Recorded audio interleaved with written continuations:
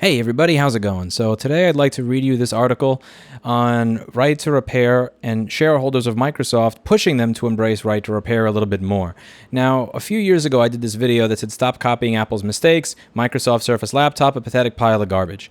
They actually managed to make something that was less repairable than just about everything else out there. To get to the inside of the laptop, you actually had to destroy it. So back then, if you wanted to open this thing up, to work on it, you had to actually destroy the exterior of it in order to get to the interior, which is just absolutely insane. And a few years ago, they started making things a little bit better. This guy did a presentation and he showed how if you want access to the inside of the product, they made it easier to open it up. So he said, you don't have to make the product ugly to make it repairable. And I gave them props over here. This is a good decision that they made, and I thought that this was a step in the right direction. But let's face it, at the end of the day, if you want a schematic to the motherboard of that product, good luck. If you want to order certain parts for it, good luck. You're going to be pretty much given the same middle finger that Apple gives us when it comes to most of their products.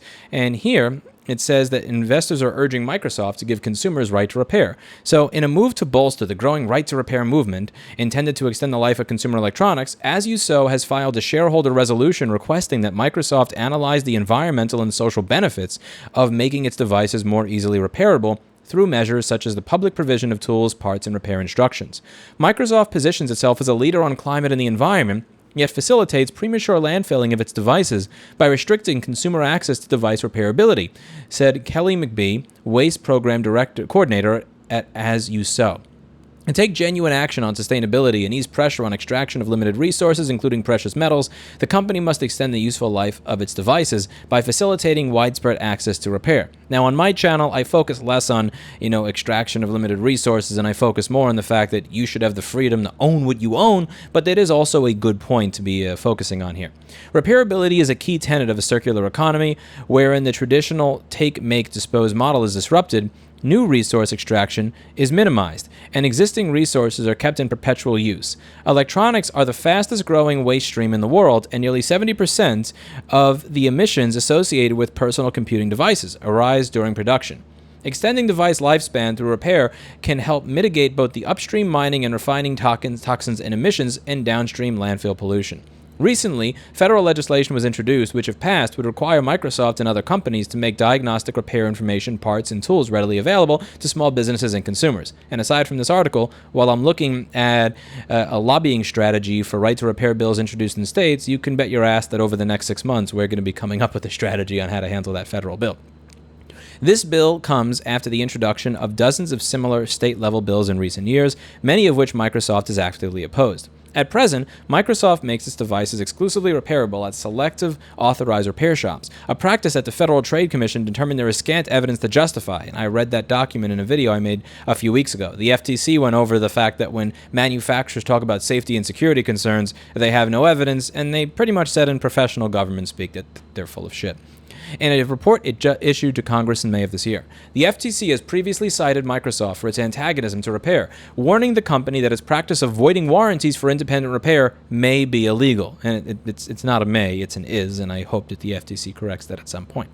Consumers are increasingly showing loyalty to brands that are more easily repairable. This awareness recently led France to pass the world's first law requiring publication of repairability scores on all devices at point of sale. I kind of wish that was a bit better than it was, but it is what it is. Microsoft's compliance with the French law has led to disappointing scores, adding to historical negative publicity regarding the company's poor repairability record compared to competitors Dell, HP, and others. For Microsoft to authentically pursue its commitment to be carbon negative by 2030, it must make it easier for consumers to repair their device than to buy a new one, said McBee. An important first step will be the company considering the public provision of repair tools, parts, and instructions, as this resolution and current federal legislation outline.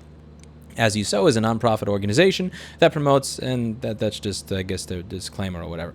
And I agree with what's being said here. The one area where it's a little weird is when they compare it to Dell, HP, and others. Many people say, well, those devices are not worth much, so why do you care about fixing a motherboard? Why do you care about a motherboard schematic? You used to just have a motherboard. Now you have a motherboard and the CPU is soldered onto it. Then you had a motherboard where the CPU and the GPU are soldered onto it. Then you had a motherboard where the GPU, CPU, and RAM are soldered onto it. Now you have a motherboard where the GPU, CPU, RAM, and storage are all soldered onto it. So we're not really talking about a motherboard anymore when I'm talking about a schematic. We're not talking about a $90 to $120 part. We're talking about the computer. So if you buy a $2,000 computer, it's a good chance that the motherboard of that computer is 70 to 90% the cost of the device because it has everything on it. And yeah, Dell and HP are minorly better when it comes to repairability than Microsoft, but again, if I ask Dell, hey, can I get a schematic for this laptop motherboard so I can do a repair for a customer, I'm going to be getting the same middle finger all the way around. But for the most part, I think that this is how change is going to get started. It's going to start when shareholders, when customers, when employees, when everybody who works within the organization, supports the organization, invests in the organization, buys products from the organization, starts holding their feet to the fire and asking them to do better. And I'm kind of glad to see that this is starting to happen. And I hope that when this does start to happen, that they get more than lip service, that they get more than something like Apple's IRP program, which for the most part wound up being nothing other than just PR. Let me know what you think in the comments down below. Do you think this is the start of something good? Do you think this is going anywhere?